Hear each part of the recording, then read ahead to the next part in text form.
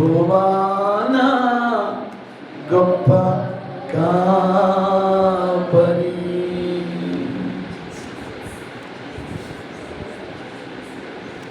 Thank you Jesus, thank you Jesus. నీ సన్నిధిని బట్టి నీకు వందనాలయ్యా, నీ సన్నిధిని బట్టి నీకు, నువ్వు మాతో ఉన్నందుకై వందనాలు, నీ సన్నిధిని మాకు ఇచ్చినందుకై వందనాలు.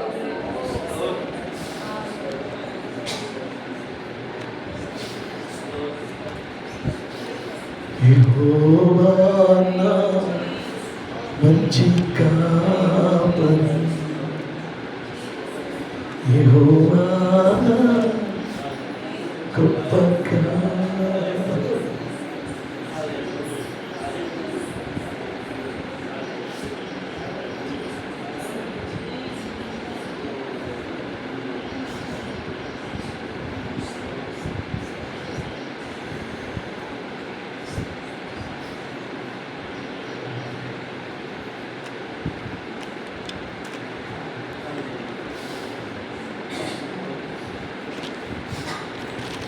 అమ్మాయి దేవునికి స్తోత్రం చెప్పండి. హల్లెలూయా, హల్లెలూయా. దేవుని వాక్యాన్ని కొద్ది నిమిషాలు మనం విందాం పిల్లరా. మీరు ఇర్మియా గ్రంథం 35వ అధ్యాయాన్ని తెరిచిపెట్టండి. ఇర్మియా గ్రంథం 35వ అధ్యాయం. ప్రవచితమైతే కొన్ని వారాలు ఇర్మియా గ్రంథంలో నుండే దేవుని ఆత్మ మనతో మాట్లాడడానికి ఇష్టపడుతున్నాడు. పోయిన వారం దేవుడు చెప్పిన ఆ మంచి మాటలు నెరవేర్చే దినాలు ఆసన్నమవుతున్నాయి. దేవునికి స్తోత్రం చెప్పండి. హల్లెలూయా. ఏ మంచి మాటలు? ఆ మంచి మాటలు అనండి, ఆ మంచి మాటలు అనండి. దేవునికి స్తోత్రం. హల్లెలూయా. దేవుడు తన ప్రజలకు చెప్పిన ఆ కొన్ని మంచి మాటలు ఏంటో పోయిన వారం మనం పిల్లరా మరి ఇర్మియా గ్రంథంలో నుండి మరి 33వ అధ్యాయంలో నుండి మనం దేవుడు నెరవేర్చడానికి సిద్ధముగా ఉన్న ఆ మంచి మాటలు ఏంటో కొన్ని మనం విన్నాం. ఈరోజు ఇర్మియా గ్రంథం 35వ అధ్యాయాన్ని తెరిచిపెట్టమని చెప్పాను కదా. ఈ ఇర్మియా గ్రంథం 35వ అధ్యాయంలో నా వైపు చూడండి. ఒక వచనాన్ని నేను మీకు చదివి వినిపించడానికి ముందు ఈ ఇర్మియా గ్రంథం 35వ అధ్యాయంలో ప్రవక్త అయినటువంటి ఇర్మియాతో దేవుడు ఒక అన్యుడు గురించి మాట్లాడుతున్నాడు, ఒక వ్యక్తి గురించి మాట్లాడుతున్నాడు. ఎవరో వ్యక్తి ఏం మాట్లాడుతున్నాడు ఇర్మియాతో అని మనం ఆలోచన చేస్తే ఇర్మియా గ్రంథం 30వ అధ్యాయము ప్రారంభము నుండి మీరు ఇంటికి వెళ్తారు చదవండి. అక్కడ దేవుడు ఇర్మియాతో ఏమంటాడంటే, ఇర్మియా, ఇశ్రాయేలుల మధ్యలో ఒక తెగ, ఇశ్రాయేలుల మధ్యలో యెరూషలేములో కాపురం ఉండటానికి ఒక తెగ వచ్చారు. ఆ తెగకు ఒక నాయకుడు ఉన్నాడు. ఆ నాయకుడు చనిపోయి చాలా సంవత్సరాలు అయింది. కానీ ఆ నాయకుడు ఆ తెగవారికి కొన్ని మాటలు చెప్పాడు. ఆ తెగ నాయకుడు చనిపోయి చాలా సంవత్సరాలు అయింది. అయితే ఆ నాయకుడు ఆ తెగవారికి ఏ మాటలైతే చెప్పాడో, ఏ పనులైతే చెయ్యొద్దన్నాడో ఆ మాటలు వారి మధ్యలో నేటికి స్థిరంగా వాళ్ళు పాటిస్తున్నారు, వాళ్ళు అవలంబిస్తున్నారు అని దేవుడు ఒక వ్యక్తి గురించి ఇర్మియాతో మాట్లాడుతున్నాడు. ఎవరా వ్యక్తి? ఆ వ్యక్తి తన తెగవారికి ఏం చెప్పాడో ఆ వ్యక్తిని గురించి దేవుడు ఆశ్చర్యపోయాడంట. ఏమంటున్నాడు ఇర్మియాతో చూద్దాం. ఇర్మియా గ్రంథం 35వ అధ్యాయం ఎక్కడి నుంచి చదువుతారంటే 12వ వచనం నుండి చదవండి. నేను ఆపమన్నప్పుడు ఆపండి. The book of Jeremiah chapter 35 verse 12 to some words.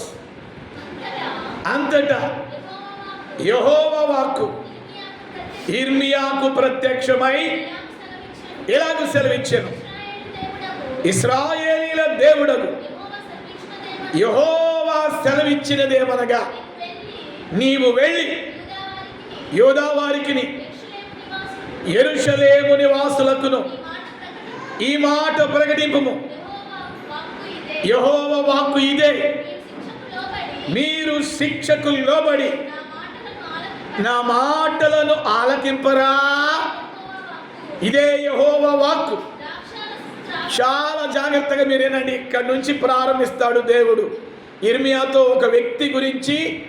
ఆ వ్యక్తి ఆ తెగవారికి ఏం చెప్పాడో ఇక్కడ దేవుడు మాట్లాడుతూ అంటున్నాడు, ద్రాక్షారసము త్రాగవద్దని రేకాబు కుమారుడైన యెహోనాదాబు తన కుమారుల ఆజ్ఞాపించిన మాటలు స్థిరముగా ఉన్నవి. నేటి వరకు తమ పితరుని ఆజ్ఞకు విధేయులై వారు ద్రాక్షారసము త్రాగుతున్నారు. అయితే నేను పెందలకడ లేచి మీతో బహు శ్రద్ధగా మాట్లాడినను మీరు నా మాట వినకున్నారు. 15వ వచనం కూడా, మరియు పెందలకడ లేచి ప్రవక్తలైన నా సేవకులందరినీ మీ యొద్దకు పంపుచు, ప్రతి వాడును తన దుర్మార్గతను విడిచి మీ క్రియలను చక్కపరుచుకొని ఎడలను అన్య దేవతలను అనుసరింపకయు వాటిని పూజింపకయు ఉండిన ఎడల నేను మీకును మీ పితరులకు ఇచ్చిన దేశములో మీరు నివసింతురని నేను ప్రకటించి తిని గాని మీరు చెవి యొక్కక నా మాట వినకపోతిరి.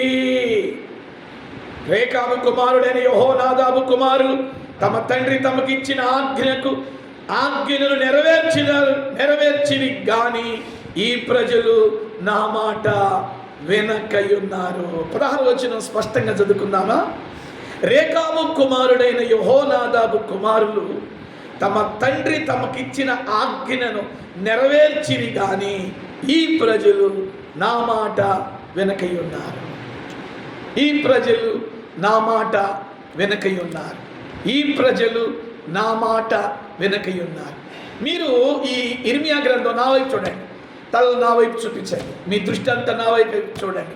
ఈ యొక్క 35వ అధ్యాయ ఇర్మియా గ్రంథంలో దేవుడు తన బాధను వ్యక్తం చేస్తున్నాడు.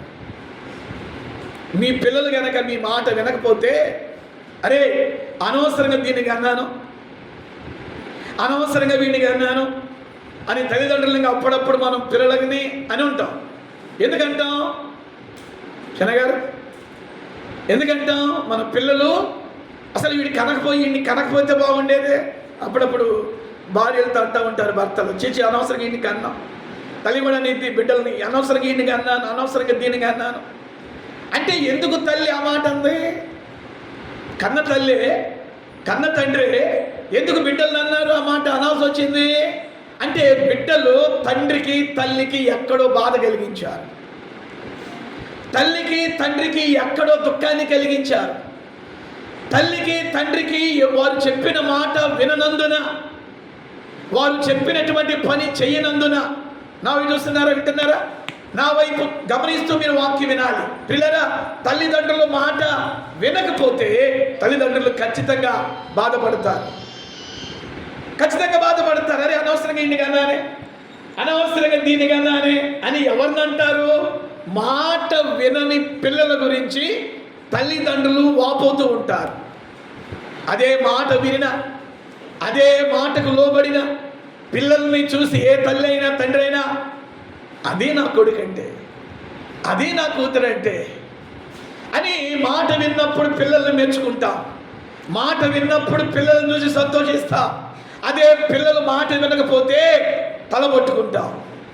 అరే దీన్ని అనవసరంగా కన్నానే, దీన్ని అనవసరంగా కన్నానే, ఈయన అనవసరంగా కన్నానని బాధపడుతూ ఉంటాం. దేవుడు కూడా ఈ 35వ అధ్యాయం ఇర్మియా గ్రంథం 35వ అధ్యాయం, దేవుడు కూడా తన ప్రజలని పిలువబడిన, తన స్వాస్యమని పిలువబడిన, తన యొక్క ఏర్పాటులో ఉన్నారని చెప్పిన ఆ ఇశ్రాయేలీయుల గురించి బాధపడుతూ ఒక వ్యక్తిని జ్ఞాపకం చేస్తున్నాడు ఇర్మియాకి. ఇర్మియా ఎవరు అంటే ఒక ప్రవక్త. చిన్న వయసులోనే దేవుని చేత ఎన్నుకొనబడినటువంటి ప్రవక్త. తల్లి గర్భంలో ఉన్నప్పుడే ఇర్మియాని దేవుడు ప్రవక్తగా ఎన్నుకున్నాడు. నేను ప్రవక్తగా వాడబడినయ్యా, నన్ను వదిలేసేయి ప్రభువా, ఈ ఇశ్రాయేలీలు నన్ను తిడుతున్నారు, నా మీద నొచ్చుకుంటున్నారు, నేను చెప్పిన మాట వింటలేదు, నన్ను వదిలేసి ఇంకొకటి ఎవరినైనా సేవకు పిలుచుకో అని ఇర్మియా 1వ అధ్యాయములు అంటే, నువ్వు బాలుడు అనవద్దు, నువ్వు రాజుల దగ్గరికి వెళ్ళి చెప్పాలి, యాజకుల దగ్గరికి వెళ్ళి చెప్పాలి, అధికారుల దగ్గరికి వెళ్ళి చెప్పాలి, యెరూషలేము మందిరంలోకి ప్రార్థన చేయడానికి వస్తున్న ప్రజల ఎదుట నువ్వు నిలబడి చెప్పు, మీ మార్గములు మీ క్రియలు దిద్దుకోండి. ఇర్మియాని దేవుడు చిన్న వయసులోనే ప్రవక్తగా వాడుకోవటం మొదలుపెట్టాడు. వాడబడతా ఉన్నాడు. ఇర్మియాకి పెళ్లి కాల. దేవుడు అంటాడు, ఈ దేశంలో నువ్వు పెళ్లి చేసుకోకూడదు, పిల్లల్ని కనకూడదు, నువ్వు నా చీరువి, నువ్వు రథపుత్రుడివి, నువ్వు నా పని కొరకు ప్రతిష్ఠ చేయబడ్డావు. చరిత్ర చెప్తుంది 90 సంవత్సరాలు ఇశ్రాయేలీల మధ్యలో ఇర్మియా ప్రవక్తగా వాడబడ్డాడంట. నేను చెప్పిన మాటలు వారు వినకపోయినా నువ్వు నా మాటలు ప్రకటించు, ఇర్మియా నా మాటలు ప్రకటించు. నువ్వు ప్రభా వాడు ఇంటలేదయ్యా. పాస్టర్ గారు పని ఏంటి తెలుసా? మీరు వాక్యానికి లోపడకపోతే పాస్టర్ గారు వాళ్ళ బాధ అంతా మీ దేవుడికి చెప్పుకుంటూ ఉంటారు. ప్రభా ఆ బిడ్డ వాక్యానికి లోపట్లేదయ్యా, ఆ బిడ్డ పూతులు తిడుతుందయ్యా, ఆ బిడ్డ గొడవలు ఆడుతుందయ్యా, ఆ బిడ్డ ఇలా ప్రవర్తిస్తుందయ్యా, కుమారుడు ఇలా ప్రవర్తిస్తున్నాడయ్యా అని మేము వాక్యంలో చెప్పినా కూడా మీరు లోబట్టలేదనుకో, మీ పక్షాన్ని నేను దేవుడికి చెప్పుకుంటా, పలానా బ్రదర్ లోబట్టలేదయ్యా, పలానా సిస్టర్ లోబట్టలేదయ్యా. పిల్లల ఇర్మియా కూడా అలాగే దేవుడు చెప్పమన్న మాటలు ఇశ్రాయేలు మధ్య చెబుతా ఉంటే ఇర్మియా మాటలు ఎవరు లెక్క చేయట్లా, ఇర్మియా మాటలు ఎవరు వింటున్నారు కానీ లోబట్టల్లా. చాలా పర్యాయాలు దేవుడు చెప్పాడు, నేను సేవ బానేస్తానయ్యా, వీళ్ళు మూర్ఖులు, వీళ్ళు లోబడిన ప్రజలు, నువ్వు చెప్పమంటున్నావు, నేను చెప్తున్నాను. చివరికి వాళ్ళు ఎలా ప్రవర్తిస్తున్నారంటే నన్ను తిడుతున్నారు, నన్ను చంపడానికి ప్రయత్నం చేస్తున్నారు. బైబిల్ చెప్తుంది ఇర్మియానంట పిల్లలా నీళ్లు లేని బావిలో దించారంట, అంటే చంపడానికి ప్రయత్నం చేశారంట ఇర్మియాని. అలాంటి పరిస్థితుల్లో కూడా దేవుని పనిని ఆపలేదు ఇర్మియా, అలాంటి పరిస్థితుల్లో కూడా దేవుని సేవను ఆపలేదు ఇర్మియా. ఈ 35వ అధ్యాయంలో దేవుడు ఇర్మియాతో ఒక వ్యక్తిని గురించి అంటున్నాడు. ఏమంటున్నాడు అంటే, ఇర్మియా నా ప్రజల్ని చూస్తుంటే నాకు చాలా బాధేస్తుంది. నువ్వు బాధపడతావు ఎందుకు ప్రభు? నేను కూడా బాధపడుతున్నా. విశ్వాసులు వాక్యానికి లోపడినప్పుడు ఇద్దరు బాధపడతారు. ఒకళ్ళు కాపరిగా ఉన్నటువంటి సేవకుడు బాధపడతాడు, రెండవదిగా ప్రాణం పెట్టిన యేసయ్య బాధపడతాడు. మీ బుద్ధి మారలేదనుకో, మీ స్వభావం మారలేదనుకో, మీ క్రియలు మారలేదనుకో, మీ ప్రవర్తన మారలేదనుకో, ఖచ్చితంగా దైవజనుడు బాధపడతాడు. అరే వీళ్ళకి ఎంత వాక్యం చెప్తున్నా ఎందుకు వీళ్ళు మారట్లేదు? దైవజనుడు బాధపడతాడు, దైవజనురాలు బాధపడిద్ది, దేవుడు కూడా బాధపడతాడు. ఈ 35వ అధ్యాయం ఇర్మియా గ్రంథంలో దేవుడు కూడా 1వ అధ్యాయం నుండి చెప్పుకుంటూ వస్తున్నాడు ఇర్మియా ద్వారా. ఇలా ఉండండి, ఇలా ఉండొద్దు, ఇలా ప్రవర్తించండి, ఇలా ప్రవర్తించొద్దు, ఇలా నడవండి, ఇలా నడవద్దు అని ఇర్మియా ద్వారా 34 అధ్యాయాలు మాట్లాడుతూ 35వ అధ్యాయం రాగానే ఇక దేవుడు తన బాధను ఎవరికి చెప్పుకుంటాడండి? తన ప్రవక్తకి చెప్పుకుంటున్నాడు. ఏమని చెప్పుకుంటున్నాడు? ఇర్మియా, నా ప్రజలకు నేను ఏం ద్రోహం చేశాను? ఐగుప్తులో ఉన్నటువంటి వారిని, వారి పితరులను నేను విడిపించి పాలు తేళ్లు ప్రవహించే దేశమైన యెరూషలేములో తీసుకొచ్చి నేను నాటాను కదా. అంతకుముందు యెరూషలేములో 7 జాతుల ప్రజలు ఉండేవాళ్ళు.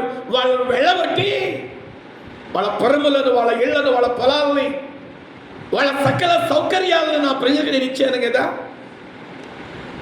నా ప్రజలు ఎందుకు తప్పిపోతున్నారు? నా ప్రజలు ఎందుకు నా నుండి వైదొలుగుతున్నారు? నేను తండ్రిని కదా, మరి ఇలా ఉండండి ఇలా ఉండొద్దని ఎన్నో మార్లు వాళ్ళకి చెప్పినా ఏది చేయొద్దంటున్నానో అదే చేస్తున్నారు. వింటున్నారా? ఎక్కడికి వెళ్ళొద్దంటున్నానో అక్కడికే వెళుతున్నారు. ఏ క్రియలు చేయొద్దంటున్నానో ఆ క్రియలే చేస్తున్నారు. దేవుడు బాధ మీకు కనబడింది ఈ అధ్యాయంలో.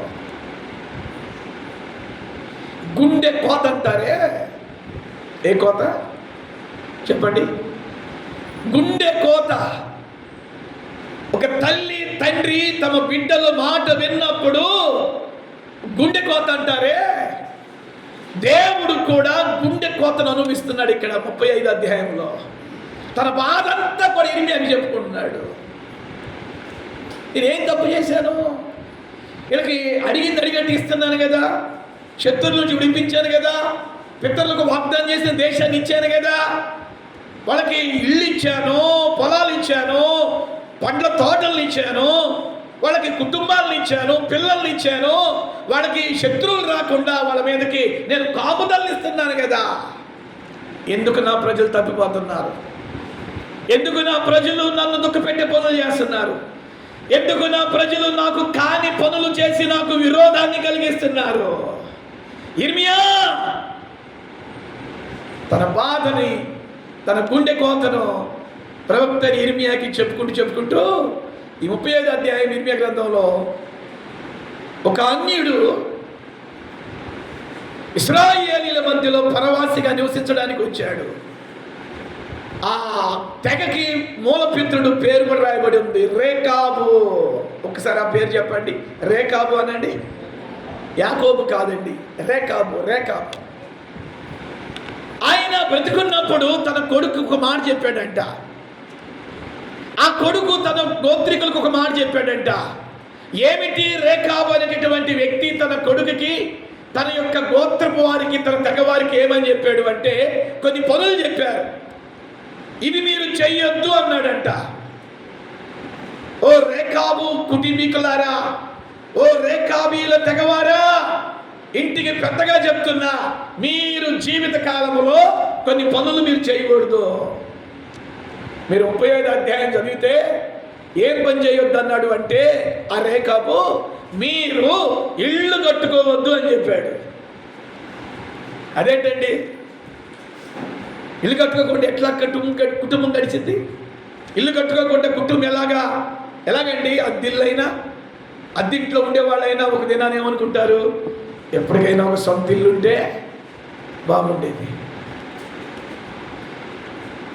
ఇక్కడ రేకాబు అంటున్నాడు తన కుటుంబీకులకి, తన తెగవారికి చెప్తున్నాడు, మీరు ఇల్లు కట్టుకోవద్దు. మరి ఇల్లు కట్టుకోకుండా ఏం చేయాలి? మీరు జీవితకాలం అంతా గుడారాల్లోనే నివసించండి. ఫంక్షన్లకి మనం నా వైపు చూడండి, ఫంక్షన్లకి ప్రతిసారి మనం చర్చి ముందు టెంట్ వేస్తామే, గుడారం అంటే అది. ఇటుకలతో చేయబడ్డ ఇళ్లలో మీరు ఉండొద్దు, మీరు గుడారాలను కట్టుకోండి అన్నాడంట. ఇప్పటికీ రేకాబు తెగవారంట గుడారాల్లోనే ఉంటున్నారంట. మీకు ఒక మాట చెప్తే ఆశ్చర్యపోతారు. అప్పుడప్పుడు మనం కందుకూరు బయట కొంతమంది డేరాలు వేసుకుని ఉంటారే, వాళ్ళని సోషల్ స్టడీస్లో ఏం చెప్తారంటే జిఫ్రీలే అంటారు. అంటే సంచారవాసులు, ఒక చోట ఉండరు వాళ్ళు.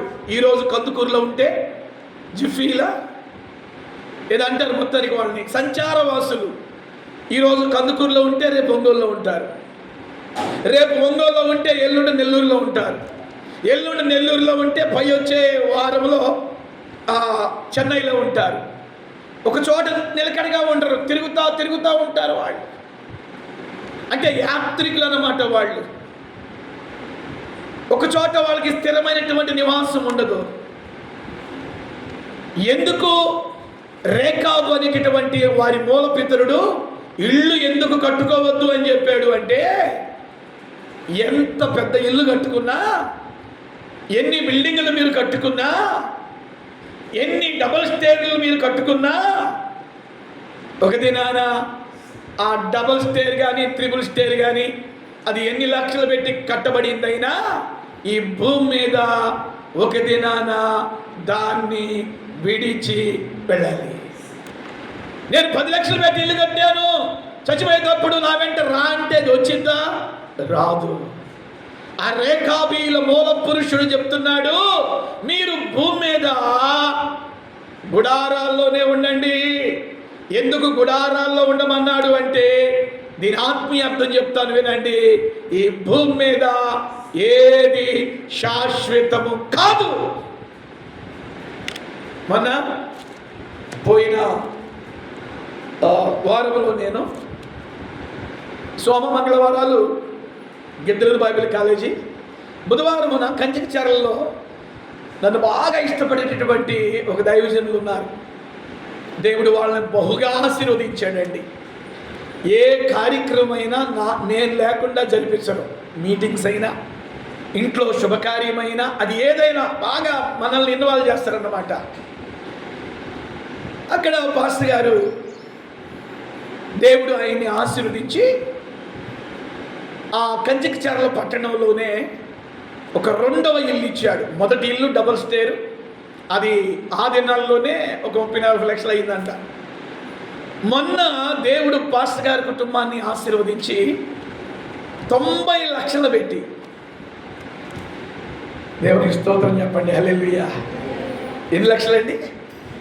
90 లక్షలు పెట్టి. నేను అడిగాను, నానా విజయ్, నన్ను డాడీ డాడీ అంటాడు. నానా విజయ్ ఎంత అయింది నాన్న అంటే, డాడీ ల్యాండ్ కాక 90 lakhs అయింది డాడీ అన్నాడు. అంటే వాళ్ళకి కొంత బిజినెస్లు ఉన్నాయి, కొన్ని పొలాలు ఉన్నాయి. అందులో అమరావతి రాజధాని అయింది కదా, దేవుడు మంచిగా వాళ్ళని ఆశీర్వదించాడు. ఇప్పుడు దేవుడు 90 లక్షలు పెట్టి పిల్లరా డబుల్ స్టేరు కింద స్టేరు మంచిగా కట్టాడు. నాలాంటి దైవజనులు వెళ్తే ఎన్ని రోజులున్నా చక్కగా పరిచయం చేసేటటువంటి కుటుంబం. అంటాడు, డాడీ ఈ రూము మీరు వచ్చినప్పుడల్లా మీరు ఇక్కడ ఉండండి. త్రిబుల్ బెడ్రూమ్ అండి, కింద త్రిబుల్ బెడ్రూము, పైన త్రిబుల్ బెడ్రూమ్. 90 లక్షలు పెట్టి ఆ పాస్టర్ గారిని దేవుడు ఆశీర్వదించాడు. మంచిగా కట్టుకోవడానికి దేవుడు సహాయం చేశాడు. పిల్లరా ఆ రూములన్నీ మన ద్వారానే, నా ద్వారానే ప్రతిష్ఠ చేసి 700 మంది వచ్చారు. ఆ రోజు మంచిగా వారికి వాక్యం బోధించడానికి దేవుడు కృప చూపాడు. నేను రిటర్న్లో వచ్చేటప్పుడు నాకు అనిపించింది, ఇన్ని లక్షలు పెట్టి పాస్టర్ గారు ఇల్లు కట్టుకున్నాడు, ఇది అవసరమా అని అనిపించింది. ఇది నాకు కలిగిన ఆలోచన. వెంటనే దేవుని ఆత్మ అంటుంది, నా సేవకుడును నేను ఆశీర్వదించాను. ఆమె చెప్తారా? హల్లెలూయా. ఏమన్నాడు తెలుసా దేవుని ఆత్మ? నా సేవకుడిని నేను ఆశీర్వదించాను. అప్పుడు నేను అనుకున్నాను, దేవా నీవు నీ సేవకుడిని ఆశీర్వదిస్తే నేను ఆ తలంచడానికి నేను ఎవరిని? సారీ ప్రభా అన్నాను. దేవుని స్తోత్రం చెప్పండి, హల్లెలూయా. అంటే దేవుడు సేవకులనే కాదు, విశ్వాసులను కూడా ఆశీర్వదిస్తాడు. ఒకవేళ పిల్లరా మరి ప్రభు రాకడ వచ్చిందనుకో, ఆ 90 లక్షలు పెట్టిన ఇల్లు ఆడే ఉండింది, పాస్టర్ గారు ఎత్తపడతాడు. ఆమేన్ చెప్పండి, హల్లెలూయా. పాస్టర్ గారితో పాటు ఆ 90 లక్షలు కట్టినటువంటి ఇల్లు వచ్చిందా? రాదు. 90 లక్షలే కాదు, 90 కోట్లు పెట్టి నువ్వు ఏది ఈ భూమి మీద కట్టినా కొన్నా, ఆయన రాకడలో అన్నీ ఇక్కడ వదిలిపెట్టి మనం వెళ్ళాల్సిందే. కానీ రేఖాబు తన యొక్క గోత్రికులకి ఏమని చెప్తున్నాడు అంటే, ఈ భూమి మీద మీరు ఇళ్ళు కట్టుకోవద్దు, మీరు యాత్రికులు, పరదేశులు, మీరు బ్రతికిన కాలం అంతా గుడారములోనే ఉండాలి. ఈ గుడారములో ఎందుకు ఉండమన్నాడు అంటే, ఒక అర్థం చెప్పాను, భూమి మీద ఏది శాశ్వతము కాదు. రెండవదిగా రేఖాబు తన గోత్రికులు ఏమని చెప్పాడు అంటే, మీరు అక్కడ చూడండి ఏమనుందో, ఇర్మియా గ్రంథం 35వ అధ్యాయం 8వ వచనం. కావున మా పితరుడైన రేకాబు కుమారుడును యెహోనాదాబు మాకు ఆజ్ఞాపించిన సమస్త విషయములలో అతని మాటను బట్టి మేమును గాని, మా భార్యలు గాని, మా కుమారులు గాని, మా కుమార్తెలు గాని ద్రాక్షారసము త్రాగలేదు. రెండో పని ఏం చెప్పాడు అంటే, ఒకటి మీరు ఇళ్ళు కట్టుకోవద్దు అన్నాడు, మీరు గుడారములోనే ఉండాలి అన్నాడు. రెండవదిగా ఏం తాగొద్దు అన్నాడు అంటే ద్రాక్షారసాన్ని తాగొద్దు అన్నాడు. స్తోత్రం చెప్పండి, చేతులపైకి ఎత్తి చెప్పండి హల్లెలూయా. ఏం త్రాగొద్దు? కొంచెం గట్టిగా చెప్పాలి. ఏం త్రాగొద్దు? ఏంటి పాస్టర్ గారు మీరు ప్రతి నెల మొదటి ఆదివారం మాకేమిస్తున్నారు? ఏమిస్తున్నారు మీరు? సేవకునిగా ప్రతి నెల మొదటి ఆదివారం మీకు ప్రభు బలలో ఏమిస్తున్నాను చెప్పండి? ద్రాక్షరసం ఇస్తున్నానా? మరి రేకాబు తన సంతతికి ఏం తాగొద్దని చెప్పాడు? ద్రాక్షరసాన్ని ముట్టుకోవద్దని చెప్పాడు. ఇప్పటికీ వాడు ద్రాక్షరసం తాగరంట. ద్రాక్షారసము, ఏ ద్రాక్షరసం తాగొద్దు అన్నాడు అంటే ద్రాక్షారసాన్ని తయారు చేసేటప్పుడు మంచి ద్రాక్షారసం ఉండిద్ది, మత్తెక్కించే ద్రాక్షారసం కూడా ఉండిద్ది. డ్రగ్స్లో వాడేటటువంటి ద్రాక్షారసం పులియబెడతారు. మత్తెక్కాలి అంటే ఒక మాటలో చెప్పాలంటే మనుషులకి, ఈ మాట అంటున్నాను ఏమనుకోబాకండి, కిక్కెక్కాలంటారు కదా. ఏమెక్కాలి? కిక్కెక్కాలంటారు కదా. అంటే ఆ కిక్కి ఎందుకు ఎక్కుతుందంటే మనుషులకి ఆ యొక్క మందులో ద్రాక్షారసాన్ని పులిసిన దాన్ని వేస్తారు, పులిసిన దాన్ని యాక్స్ చేస్తారు. అందుకే మనుషులు తాగేటటువంటి మందులో, మందు అంటే డాక్టర్లు ఇచ్చే మందు కాదు, సారాయి ఉంది కదా, బ్రాందీ ఉంది కదా, విస్కీ ఉంది కదా, దానిలో ఈ ద్రాక్షారసాన్ని పులియబెట్టి యాడ్ చేస్తారు. చేసినప్పుడు ఏమైంది అంటే అది చాలా రోజుల నుంచి పులియబెట్టారు కాబట్టి అది మనిషికి మొత్తించింది. కనుక ఇక్కడ రేకాబు ఏ ద్రాక్షరసాన్ని తాగొద్దన్నాడు అంటే ప్రతి నెల మొదటి ఆదివారం మనం తీసుకునే ద్రాక్షరసం కాదు, మత్తెక్కించే విషయాలకు మీరు దూరంగా ఉండండి. మత్తెక్కించే పదార్థాలకు మీరు దూరంగా ఉండండి. మీకు మత్తుని కలిగించే విషయాల దగ్గరికి మీరు వెళ్ళొద్దు అని రేకాబు తన యొక్క గోత్రికులకు, వంశీయులకు ఈ రెండో మాట చెప్తున్నాడు. మొదటి మాట ఇల్లు కట్టుకోవద్దు, గుడారాల్లోనే ఉండండి. రెండో మాట అంటున్నాడు, ఏమంటున్నాడు? మీరు ద్రాక్షారసమును తాగొద్దు. ద్రాక్షరసం తాగొద్దు అన్న మాటకు అర్థం ఏంటంటే మత్తు పదార్థాల జోలికి మీరు వెళ్ళొద్దు. ఇంకా దేవుని నమ్ముకుని కూడా కొంతమంది కైనీలు, పాన్పరాగులు, ఇంకా కొంతమంది దేవుని నమ్ముకుని కూడా కిళ్ళీలు కూడా వేస్తారండి. ఆ మధ్య ఒక ఫంక్షన్కి వెళ్ళాం, నాతో పాటు 2-3 పాస్టర్లు ఉన్నారు. ఆ ఫంక్షన్లో వాళ్ళు ఏదో మొత్తానికి కిళ్ళీలు పెట్టారు. చాలా బాధ వేసింది నాకు. వీళ్ళు క్రైస్తవులు కదా, విశ్వాసులు కదా, ఎందుకు పెట్టారు? నేను అడిగాను. చికెన్ బిర్యానీ తిన్నారు కదండి, కొంచెం డైజెషన్ అవ్వటానికి పెట్టానండి అన్నాడు. ఎందుకంటే వాళ్ళకి చెప్పినా వాళ్ళు ఎన్ని రకం కాదది.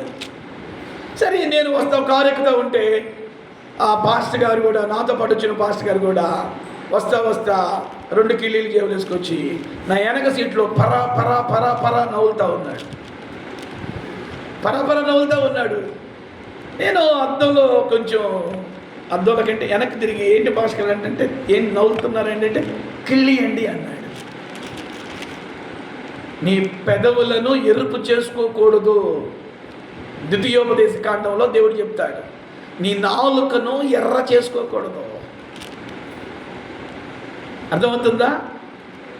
ఒకవేళ ఇప్పటి వరకు మీరు ఆకు ఒక్క నవిలి అలవాటు ఉంటే, కిళ్ళీలు చెత్త తినే అలవాటు మీకుంటే దయచేసి దాని నుండి మీరు విడుదల పొందుదురుగాక.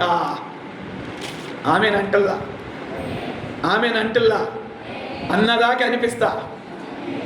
ఆమేన్, హల్లెలూయా. నీ పెదాలు పండకూడదు. పెదాలు పండకూడదు అంటే పెదాలకు లిప్టిక్ వేయకూడదు. దేవుని బిడ్డలు లిప్టిక్ రాసుకోకూడదు పెదాలకి. దేవుడిచ్చిన పెదాలు, ఆ పెదాలే అందంగా ఇచ్చాడు దేవుడు. ఆ పెదాలతో మళ్ళీ ఈ దరిద్రాన్ని రాసుకోకూడదు పెదాలకి. దేవుని బిడ్డల కుటుంబాల లిప్టిక్ వాడకూడదు. దేవుని బిడ్డల బ్యూటీ పార్లర్కి వెళ్ళకూడదు. ఇలాంటి బోధ చేస్తే పాస్టర్ గారి మీద తిట్టుకునే వాళ్ళు ఎక్కువ ఉన్నారు. బైబిల్ చెప్తుంది ద్రాక్షారసానికి దూరంగా ఉన్నాడట రేకాబీలు. అంటే మొత్తుని కలిగించే. ఈరోజు మీ జీవితాల్లో మీకు మొత్తుని ఎక్కించేటటువంటి విషయాలు చాలా ఉన్నాయి. మొత్తుని ఎక్కించే విషయాలు చాలా ఉన్నాయి. నన్ను ఈ మధ్య ఒక తెలంగాణ నుంచి ఒక పాస్టర్ గారు నాకు ఫోన్ చేశాడు. సార్, మిమ్మల్ని ఒక మాట అడుగుతాను, చెప్తారా? చెప్పండి. మీరు బైబిల్ కాలేజీ ప్రొఫెసర్ కదా, మీరు బైబిల్ కాలేజీ డైరెక్టర్ గారు కదా, ఒక మాట అడుగుతాను, చెప్తారా? చెప్పండి. మా తెలంగాణలో క్రిస్టియన్స్ విందుల్లో కానీ, పెళ్ళిళ్ళలో కానీ, శుభకార్యాల్లో కానీ మాకు కళ్ళు అనేటటువంటిది ఒక సాంప్రదాయం. అది హిందువులైనా, అది క్రైస్తవులైనా ఫంక్షన్ జరుగుతూ ఉంటే కళ్ళు అనేది మా సాంప్రదాయం. భార్యాభర్తలు కూర్చుని కళ్ళు తాగుతాం. తల్లిదండ్రులు పిల్లలు ఇంట్లో కూర్చుని కళ్ళు తాగుతాం. ఇప్పుడు మీరు చెప్పండి, కళ్ళు తాగటం తప్ప? కళ్ళు మంచిదే కదండి. కళ్ళు వేడి చేయదు కదా, శరీరానికి అది ఒక మెడిసిన్ కదా. ఆ పనికి మాలినటువంటి అనకూడదు, కానీ ఆయన అంటాడు కళ్ళు మంచిదే కదండి, ఒంటికి ఆరోగ్యమే కదండి, ఒంటిని వేడిని తొలగించింది కదండి. మీరేం చెప్తారు? ప్రసంగి గ్రంథం 10వ అధ్యాయములో నీ దేహమును చెరుపు దానిని, నీ దేహమునకు మొత్తెక్కించే దాని నుండి నువ్వు దూరముగా ఉండమని జ్ఞాని అయిన సొలొమోను ప్రసంగి గ్రంథం 10వ అధ్యాయములో రాస్తాడు. నేను ఒకటే మాట చెప్పా, నువ్వు సేవకుడివి, నువ్వు విశ్వాసులకి కళ్ళు తాగమనేటటువంటి బోధ నువ్వు చేస్తున్నావు అంటే నిన్ను ప్రభు ఎలాగూ క్షమిస్తాడు. నీ దేహమును చెరిపేదాన్ని నువ్వు దూరం చేసుకోమని వాక్యం చెప్తుంది కదా. అది మొత్తెక్కించింది కదా కళ్ళు. మరి మొత్తెక్కించే వాటిని దేవుని సేవకులు కానీ విశ్వాసులు కానీ వాడకూడదు కదా. మరి ఎందుకు మీరు వాడుతున్నారని నన్ను అన్నప్పుడు ఆయన పూర్తిగా నాతో మాట్లాడలేదు. మాట్లాడుతూ మధ్యలో ఫోన్ కట్ చేసేసేసాడు. లేదా ఆలోచించండి, కొన్ని సందర్భాల్లో సత్యము ప్రజలకు చేదుగా ఉండింది. సత్యము కొంచెం ప్రజలకు చేదుగా ఉండింది, కొంచెం కాదండి, చాలా చేదుగా ఉండింది. సత్యముకున్న స్వభావం ఏంటంటే అందరినీ దూరం చేసుకుంటాం. సత్యముకున్న స్వభావం ఏంటంటే అందరు మనకు దూరంగా ఉంటారు. అందరు దూరంగా ఉన్న ప్రభు మనకు దగ్గరగా ఉంటాడు. దేవునికి స్తోత్రం చెప్పండి. హల్లెలూయా. రేకాబీలు వాళ్ళ సంతతి నాయకుడు వారికి చెప్పినటువంటి రెండవ మాట, ద్రాక్షారసాన్ని తాగొద్దు. దాని అర్థం ఏంటంటే మత్తుకు దూరంగా ఉండండి. పాస్టర్ గారు ముక్కుపొడి వాడతాడు చెప్పాను. ముక్కుపొడి వాడావంటే నీకు పరలోకం ఉండదని చెప్పాను. ముక్కుపొడి కూడా మొత్తెక్కించింది. నా ప్రియమైనటువంటి దేవుని బిడ్డలారా, ఈరోజు ప్రభు మనతో మాట్లాడుతున్నాడు. మిమ్మల్ని మొత్తెక్కించేటటువంటి ఏ విషయాల్లో మీరు బానిసలుగా ఉన్నారో నాకు తెలియదు. వాటన్నిటి నుంచి మీరు విడుదల పొందాలని దేవుని సేవకునిగా ఈరోజు మీతో నేను మాట్లాడుతున్నాను. దేవుని బిడ్డలు మత్తు పదార్థాలకు దూరంగా ఉండాలి. దేవుని పదార్థాలు మత్తుని కలిగించే విషయాలకు దూరంగా ఉండాలి. ప్రభు మిమ్మలను ఆ స్థితిలోనికి నడిపించును గాక. స్తోత్రం చెప్పండి. హల్లెలూయా. మూడో మాట ఏం చెప్పాడు చూడండి. అదే 35వ అధ్యాయం ముగించబోతున్నాను. 35వ అధ్యాయం 9వ వచనం. మా తండ్రి అయిన యెహోనాదాబు మాకు ఆజ్ఞాపించిన సమస్తమును బట్టి మేము విధేయులగునట్లు కాపురమునకు ఇండ్లు కట్టుకోవటలేదు, ద్రాక్షారసములు కానీ పొలములు కానీ సంపాదించుకోవటం లేదు, విత్తనములైనను చల్లటం లేదు. 10వ వచనం, గుడారములో నివసించుచున్నాము. స్తోత్రం చెప్పండి హల్లెలూయా. చేతులెత్తి చెప్పండి హల్లెలూయా. మూడవదిగా, మొదటి మాట ఇల్లు కట్టుకోవద్దన్నాడు. రెండవదిగా ద్రాక్షరసం ముట్టుకోవద్దన్నాడు. మూడవదిగా సంపాదించుకోవద్దు అని చెప్పాడు. స్తోత్రం చెప్పండి. ఈరోజు చెప్పే వాక్యం అంతా చాలామందికి ఇబ్బందిని కలిగించిందేమో. ప్రభు మిమ్మల్ని కనికరించును గాక. దేవునికి స్తోత్రం చెప్పండి హల్లెలూయా. మూడవ మాట ఏమన్నాడు? రేకాబు వాళ్ళని, ఈ భూ సంబంధమైనవి మీరేమి సంపాదించుకోవద్దు. పాస్టర్ గారు, ఇది ఎలాగండి? సంపాదించుకోకపోతే ఎలా? సంపాదన కొరకే మనం బ్రతకడం కాదు పిల్లరా. మన దృష్టి అంతా కూడా ఏమి తిందుమా, ఏమి త్రాగుదుమా, ఏమి సంపాదించుకుందామా అని వీటి మీద, భూ సంబంధమైన వాటి మీద ఉండక పర సంబంధమైన విషయాల మీద మీ దృష్టి ఉండాలని మూడవ మాటగా దేవుడు చెప్తున్నాడు. సంపాదించుకో, అయితే సంపాదన మీదే నీ దృష్టి ఉండకూడదు. ఏమి తిందామా, ఏమి త్రాగుదామా, ఏమి ధరించుకుందామా, ఏం సంపాదించుకుందాం, ఈ ఆలోచన ప్రియర మనిషికి ఉండింది. అయితే దేవుడు అంటున్నాడు, ఒక మాట చూడండి. కొలస్సీలకు రాసిన పత్రిక, త్వరగా నేను ముగించబోతున్నా. కొలస్సీలకు రాసిన మొదటి పత్రిక, కొలస్సీ పత్రిక 3వ అధ్యాయం 1వ వచనం చూడండి. మీరు క్రీస్తుతో కూడా లేపబడిన వారైతే పైనున్న వాటినే వెదకుడి, దేవుని కుడి పార్శ్వమును కూర్చొని ఉన్నాడు. వినండి వినండి వినండి, పైనున్న వాటి మీదనే కానీ ఏటి మీద? అక్కడ నేను ఒక్క నిమిషం ఆగునానా. సంఘ బిడ్డలారా నా వైపు చూడండి. వేటి మీద ఉండకూడదంట? భూ సంబంధమైన వాటి మీద అనండి కొంచెం గట్టిగా. భూ సంబంధమైన వాటి మీద దేవునికి స్తోత్రం చెప్పండి. ఏం పెట్టుకోకూడదంట? హల్లెలూయా చెప్పండి. హల్లెలూయా. ఏం పెట్టుకోకూడదండి?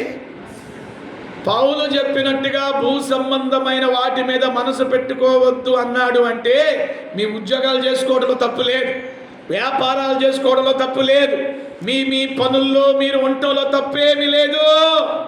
అయితే ఎక్కువ సమయం వాటికి ఇవ్వకుండా మీ సమయంలో కనీసం కొంత సమయమైనా పరలోక రాజ్యాన్ని గురించి ఆలోచించండి, పరలోక విషయాల మీద మీ మనసు పెట్టండి అని దేవుడు మనతో మాట్లాడుతున్నాడు. భూ సంబంధమైన మనసు ఉండకూడదు. నీకేం కావాలో దేవునికి తెలుసు, నీ భర్తకి ఏం కావాలో దేవునికి తెలుసు, నీ పిల్లలకి ఏం కావాలో నీకు తెలుసని నువ్వు పని చేసుకోకుండా ఉంటావా? నో, పని చేసుకోవాలి. పని చేసుకోవడంలో తప్పు లేదు, కష్టపడడంలో తప్పు లేదు. దేవుని వాక్యం ఏం చెప్తుందంటే మీ సమయం అంతా దానికే కేటాయించొద్దు. అర్థమైతే ఒకసారి స్తోత్రం చెప్పండి. హల్లెలూయా. మీ సమయం అంతా దాని కొరకే పరిగెత్తొద్దు. రేమాండ్ డ్రెస్ అని ఇప్పటికీ ఫేమస్ అండి, రేమాండ్ డ్రెస్. నేను చదువుకునే రోజుల్లో ఎక్కువగా ఆ డ్రెస్ వాడుకుంటూ ఉండేవాళ్ళం చాలామంది.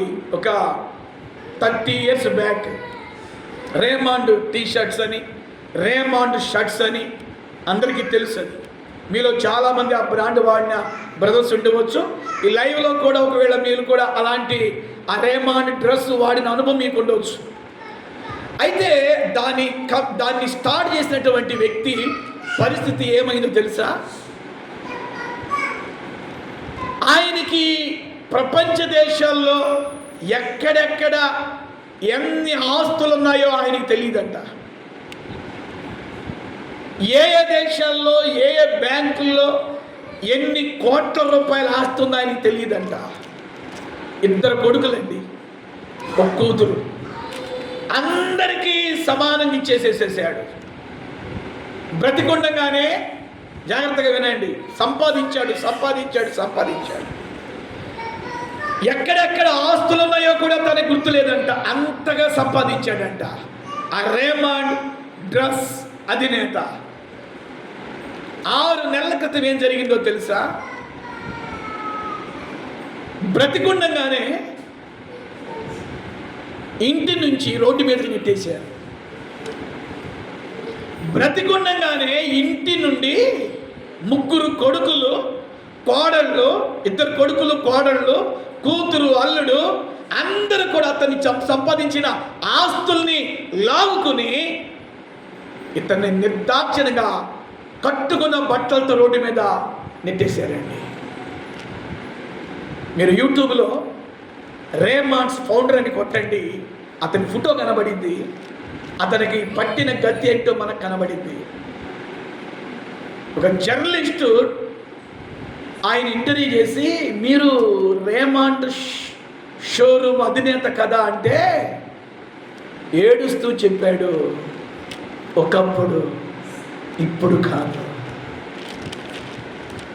Once upon a time I am Raymond showroom founder. ఈరోజు ఇప్పుడు నేను ఒక నిరుపేదను అని చెప్పాడు. ఎవరి కొరకు సంపాదించాడు? వింటున్నారా? ఎవరి కొరకు సంపాదించాడు? అసలు అందుకుని ఉంటాడా? ఒక దినాన మరి నా కన్న బిడ్డలే నన్ను రోడ్డు మీద కట్టుబట్టలతో వదిలిపెడతారని అనుకున్నాడా? ఈరోజు ప్రజల మనస్తత్వాలు డబ్బు మీద నడుస్తున్నాయండి. ప్రేమలు కూడా డబ్బు మీద నడుస్తున్నాయి. సంబంధాలు కూడా డబ్బు మీద నడుస్తున్నాయి. డబ్బు లేదని తెలిస్తే ఎవ్వడూ మాట్లాడటం, డబ్బు లేదని తెలిస్తే ఎవ్వరూ పలకరించరు, డబ్బు లేదని తెలిస్తే ముఖం తిప్పుకుంటారు.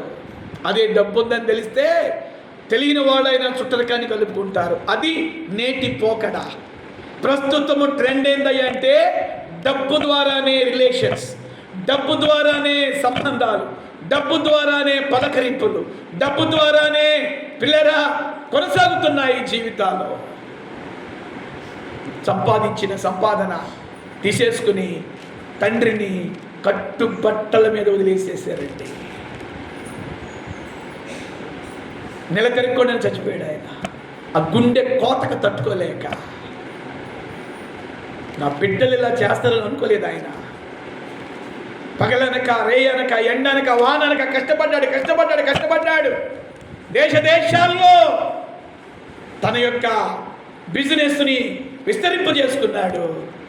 చివరికి తన సంపాదన తనెంత రాలేదు. తన సంపాదనలో ఒక్క రూపాయి కూడా, సింగిల్ రూపాయి కూడా తన వెంట రాలేదు. దేవుని బిడ్డలమైన మనం ఈ వ్యక్తి ద్వారా నేర్చుకోవాల్సిన పాఠం ఏంటో తెలుసా? ఎంత సంపాదించినా ఆ సంపాదన మన వెంట రాదు.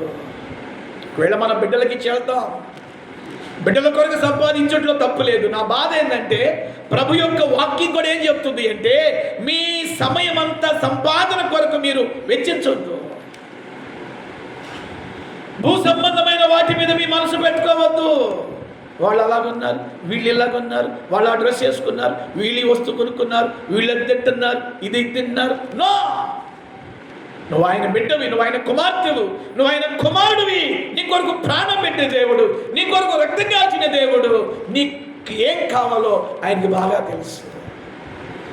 సంపాదన వ్యామోహంలో పడి, సంపాదన ఉచ్చులో పడి దేవునితో సమయం గడపకుండా కూడా జీవించేవాడు చాలామంది ఉన్నారు. సంపాదన వ్యామోహంలో పడి ఆదివారం ఆరాధన అని తెలిసి కూడా ఎంతమంది డుమ్మ కొడుతున్నారండి. సంపాదన ముఖ్యం, వాళ్ళకి దేవుడు ముఖ్యం కాదు. సంపాదన అంటే ఆదివారం ఆరాధన అయినా పోగొట్టుకుని పరిగెత్తుతారు. దేవుని కొరకు రాజీ పడకూడదు, భక్తి విషయాల్లో రాజీ పడకూడదు. సంపాదన ఒక్క ఆదివారం మానుకుని నువ్వు దేవునికి కేటాయించడం బట్టి నీకు దేవుడు 2 అంతలు ఇస్తాడు. దేవుడు నీకు 2 అంతలు ఇస్తాడు. కొన్ని గంటలను ఆయన సన్నిధిలో గడపటం ద్వారా, కొన్ని గంటలు ఆయన పాదాల దగ్గర కూర్చోవటం ద్వారా ఖచ్చితంగా నీకు రావాల్సింది దేవుడు నీకు ఇస్తాడు. భూ సంబంధమైన వాటి మీద మనసు పెట్టుకోవద్దు. ఈ రేఖాబీయుల జీవితం మనకేం నేర్పుతుందంటే, వాళ్ళ పితరుడు 3 పనులు చెప్పాడు. ఇల్లు కట్టుకోవద్దు, కట్టుకోవాలా, ఇప్పటికీ కట్టుకోవాలా, గుడారాల్లోనే ఉంటున్నారు. ద్రాక్షరసం తాగొద్దని చెప్పాడు, మత్తు పదార్థాలకు దూరంగా ఉండమని చెప్పాడు. ఇప్పటికీ మత్తు పదార్థాలకు దూరంగా ఉన్నారు. మూడవదిగా భూ సంబంధమైన వాటి మీద మనసు పెట్టొద్దు అని చెప్పాడు. భూ సంబంధమైన వాటిని వేటిని సంపాదించుకోవద్దు అన్నాడు. ఈ 3 పనులు చెప్పాడు. దేవుడు అంటాడు ఇర్మియాతో, రేకాబు వాళ్ళ కుటుంబీకులకు ఈ 3 పనులు చెప్పాడు కదా, ఆ 3 పనులు ఇప్పటికీ వాళ్ళ జీవితాల్లో స్థిరంగా నిలబడ్డాయి అన్నాడు దేవుడు. అంటే ఆ కుటుంబీకులు వాళ్ళ మూల పితరుడు చెప్పిన మాటకి ఎంత విలువిచ్చారో, ఆ మూల పితరుడు అయినటువంటి రేకాబు అతని కుటుంబీకులు వాళ్ళ గోత్రికులకు ఏ మాటలు అయితే చెప్పారో, వారి వంశీయులకు ఏ మాటలు చెప్పారో, ఆ మాటల ప్రకారం అంట వాళ్ళు కట్టబడి ఉన్నారంట. వింటున్నారా? ఆ పితరుడు చెప్పిన మాటలకు లోబడ్డారంట, కట్టబడి ఉన్నారంట. ఇది కట్టొద్దు అన్నాడు మా పితరుడు, ద్రాక్షరసం కొట్టొద్దు అన్నాడు మా పితరుడు. మేము మొత్తం వీళ్ళు కట్టుకోము, భూ సంబంధమైన వాటి మీద మనసు పెట్టుకోవద్దన్నాడు. మేము పెట్టుకో. దేవుడు అది చూసి అన్నాడు ఇర్మియాతో, అదే ఒక మనిషి చెప్పిన మాటలకే ఒక మూల పుత్రుడు, మూల గోత్రికుడు, వారి యొక్క రేకాబు వంశీయులు, వారి పితరుడు చెప్పిన మాటలకు వారు చవదాటలేదు. వారి పితరుడు చెప్పిన మాటకు వారు బద్ధులై ఉన్నారు. ఆ మాట పలుకుతారా? ఏమై ఉన్నారు? చెప్పాలి ఏమై ఉన్నారు? భక్తులై ఉన్నారు. సిట్ అంటే సిట్టు, స్టాండ్ అంటే స్టాండ్ అన్నాడు. ఆ మాటకి వాళ్ళు పితరుడు చెప్పిన దానికి వాళ్ళు అసలుకి ఒక గీత తీశాడు, దాటకుండా వాళ్ళు భక్తి చేశారు. నా ప్రజలని చెప్పుకునేటువంటి వీరు, నా బిడ్డలని చెప్పుకునేటువంటి వీరికి నేను ఎన్నో మేలు చేశానే, వీళ్ళు ఎందుకు నా మాట ఇట్టలేదు ఇర్మియా? ఒక మనిషి మనిషితో మాట్లాడినట్లుగా, ఒక మనిషి ఎదుటి మనిషికి తన బాధను చెప్పుకున్నట్లుగా దేవుడు తన బాధను, తన గుండె పోతను ఇర్మియాకి చెప్పుకుంటున్నాడు. రేకాబు తన కుటుంబీకులకు చెప్పిన మాటలు ఇప్పటికీ నిలబడ్డాయి మనసులో. ఇప్పటికీ ఆ మాటల ప్రకారం వాళ్ళు కట్టుబడి బంధులై ఉన్నారు.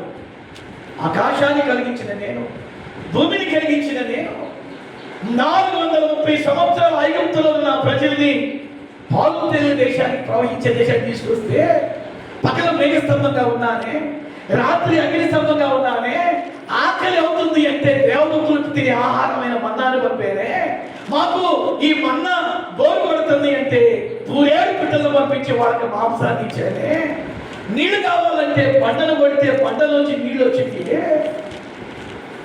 అరణ్యంలో ఎన్నో అద్భుతాలు సూచక మహత్కాలు చేసి ఈ ఋషులకు తీసుకొచ్చి నాటేనే. ఇప్పటికీ నా బిడ్డలు నా మాట ఎందుకు వినకపోతున్నారు? ఇన్ని మేలు, ఇన్ని ఉపకారాలు, ఇన్ని ఆశీర్వాదాలు నా బిడ్డలని చెప్పుకుంటున్నటువంటి వీరికి నేను చేశానే, చేస్తూనే ఉన్నానే, ఎందుకు నా మాట వింటలేదు ఇర్మియా? ఎందుకు నా మాట వింటలేదు ఇర్మియా? నేను చేయొద్దన్న పనులు చేస్తున్నారు, వెళ్ళకూడని మార్గాలకు వెళ్తున్నారు అని దేవుడు తన గుండెల్లో ఉన్న బాధని ఇర్మియా ముందు పెడుతున్నాడు. ఇర్మియా పరిస్థితి ఎలా ఉందో తెలుసా? నువ్వే బాధపడుతున్నప్పుడు, సృష్టికర్తమైన నువ్వే బాధపడుతుంటే నరమాత్రుడిని నేను కూడా బాధపడుతున్నాను కదా. ఎన్నో మాటలు చెప్పావు, నీ మాటలు నేను వాళ్ళకి చెబుతున్నా, విన్నట్టే ఉంటున్నారు, వంట పనులు వాళ్ళు చేసుకుంటున్నారు, విన్నట్టే ఉంటున్నారు, ఆలకించడం ఆలకిస్తున్నారు, భక్తి కలిగిన వారుగానే ఉంటున్నారు, ముసుగులు వేసుకున్నట్టుగానే కూర్చుంటున్నారు, భక్తి పనులుగానే మందిరానికి వస్తున్నారు. దేవుని మాట వినని స్థితి. ఈరోజు మిమ్మల్ని అడుగుతున్నాను, రేకాబు చెప్పిన మాటకి రేకాబు కుటుంబీకులు లోబడినట్లుగా దేవుడు చెప్పిన మాటలకి మనం లోబడగలుగుతున్నామా? ఆశీర్వాదం దేని మీద ఆధారపడిందో తెలుసా? దేవుని మాట వినటం ద్వారా. దేవుని మాట ఎన్నిసార్లు మనం క్రాస్ చేస్తాం? నువ్వు రక్షించబడిన నాటి నుంచి ఇప్పటి వరకు నువ్వు ఒకసారి ఆలోచించే, ఎన్ని మార్లు నువ్వు దేవుని మాటకు లోబడ్డావు, ఎన్ని మార్లు నువ్వు దేవుని మాటను క్రాస్ చేశావు. ఈ రేఖాబు మనకి చెబుతున్నటువంటి హెచ్చరిక, ఒక మనిషిగా నేను ఇచ్చినటువంటి మాటకు నా గోత్రీకులు ఇప్పటికీ కట్టుబడ్డారు. మీ దేవుని బిడ్డమని చెప్పుకుంటున్న మీరు మీ దేవుని మాట కట్టుబడి ఉంటున్నారా? హలో, ముగిస్తున్నాను. రేఖాబు మనల్ని అడుగుతున్నాడు, ఒక మనిషిగా నేను నా పితరులు నా యొక్క వంశీయులకు మూల పితృడిగా ఉన్నటువంటి నేను, రేఖాబు అనే నేను 3 పనులు చేయొద్దన్నాను. ఇప్పటికీ వాడు ఆ మాటకి బొద్దులై ఉన్నాడు. మీ దేవుడు మీ కొరకు ప్రాణం పెట్టాడు కదా, మీ దేవుడు మీ కొరకు రక్తం కార్చాడు కదా, మీ దేవుని మాట మీరు వింటున్నారా? వింటున్నారా లేక విన్నట్టు నటిస్తున్నారా అనే రేఖాబు మన మీద నేరారోపణ చేస్తున్నారు. దానికి మీ సమాధానం ఏంటి? తల్లవంచని ప్రార్థన చేసుకుందాం. తల్లవంచని ప్రార్థన చేసుకుందాం. పునఃస్థలంలో మోకరించండి, ప్రార్థన చేసుకుందాం. రేఖాబు మన ముందు నిలబడి అడుగుతున్నాడు, నా వంశీయులు ఇప్పటికీ వారు నేను చెప్పింది దాటట్లేదు. నీ సంగతి ఒక మనిషిగా నేను గీసిన గీతలో నా వంశీయులు, నా గోత్రికులు ఇదిగో నిలబడ్డారు. మీ దేవుడు మీ కొరకు ప్రాణం పెట్టాడు కదా, మీ దేవుడు మీ కొరకు రక్తం కచ్చాడు కదా,